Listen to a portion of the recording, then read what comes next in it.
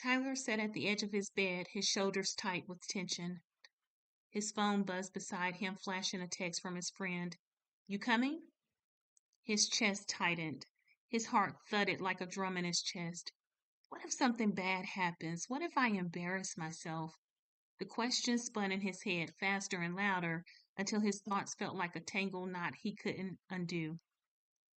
For over 6 months, Tyler had felt this way nearly every day. No matter what he did, the worry never stopped. It followed him to school where his grades slipped and teachers noticed him falling behind. It followed him home where the smallest things made him snap at his family.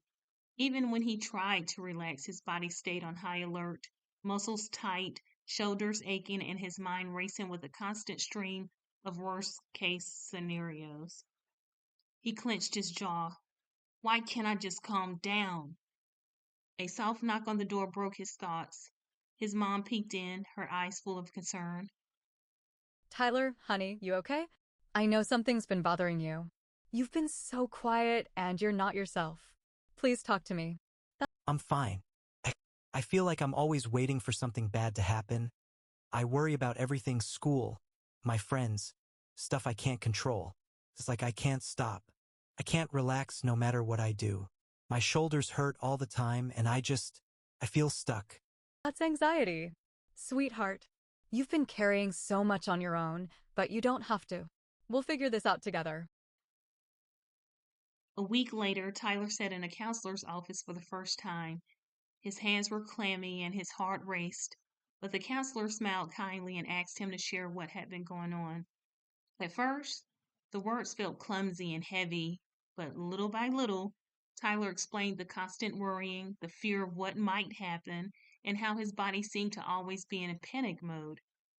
The counselor listened and nodded. You've been carrying a lot.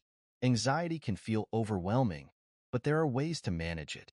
It'll take time, but we'll work on this together. Let's start with a few coping skills.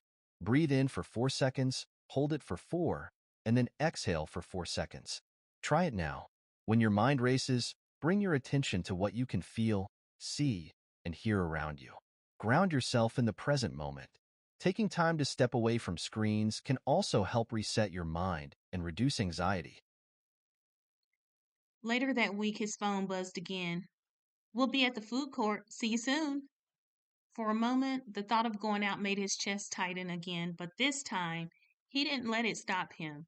He stood up, grabbed his jacket, and headed toward the door. His hands still trembled and his muscles were tight, but he whispered to himself, breathe, one step at a time. When he reached the mall, his heart still raced, but he practiced his deep breathing as he walked. He spotted his friends at a table, all laughing and eating fries. Tyler smiled, nervous but proud. He wasn't magically better, but he was here. He sat down, his shoulders still tense, but his spirit a little lighter. He had taken the first step, and for the first time in months, he believed he could take another. There would be tough days ahead, but now he has tools to help him through. Anxiety didn't control him anymore.